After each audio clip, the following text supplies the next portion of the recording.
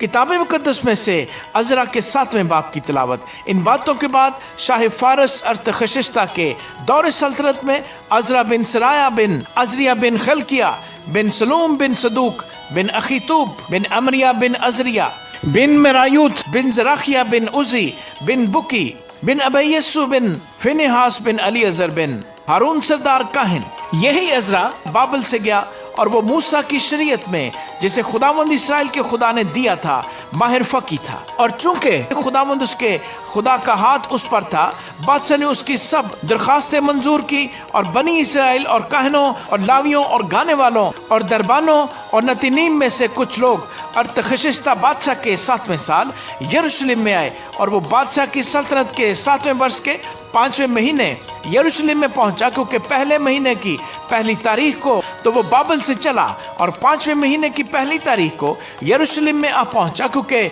उसके खुदा की शफकत का हाथ उस पर था। इसलिए कि अज़रा आमादा हो गया था कि खुदावंद की शरीयत का तालब हो और उस पर अमल करे और इसराइल में आइन और अहकाम की तालीम दे। और अज़रा काहिन और फ़की यानी खुदावंद के इसराइल को दिए हुए अहकाम और आइन की बातों के फ़की को जो खत अरतखशिश्ता बादशाह ने अनायत किया, उसकी नकल ये है। अरतखशिश्ता शहनशाह की तरफ से अज़रा काहिन यानी आसमान के खुदा की शरीयत के फ़की कामिल वगैरह वगैरह को मैं ये फरमान जारी करता हूँ कि इसराइल के जो लोग और उनके काहिन और लावी मेरी मुमलकत में हैं, उनमें से जितने अपनी खुशी से यरूशलेम को जाना चाहते हैं तेरे साथ जाएं, चूंकि तू बादशाह और उसके सातों मशीरों की तरफ से भेजा जाता है, ताकि अपने खुदा की शरीयत के मुताबिक जो तेरे हाथ में है यहूदा और यरूशलेम का हाल दरियाफ्त करे। और जो चांदी और सोना बादशाह और उसके मशीरों ने इसराइल के खुदा को जिसका मस्कन यरूशलेम में है अपनी खुशी से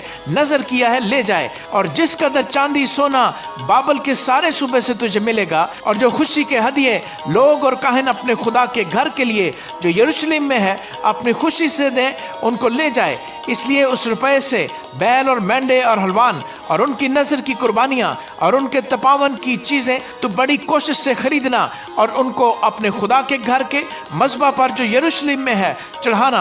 और तुझे और तेरे भाइयों को बाकी चांदी सोने के साथ जो कुछ करना मुनासिब मालूम हो वही अपने खुदा की मर्जी के मुताबिक करना। और जो बर्तन तुझे तेरे खुदा के घर की इबादत के लिए सौंपे जाते हैं उनको यरूशलेम के खुदा के हजूर दे देना।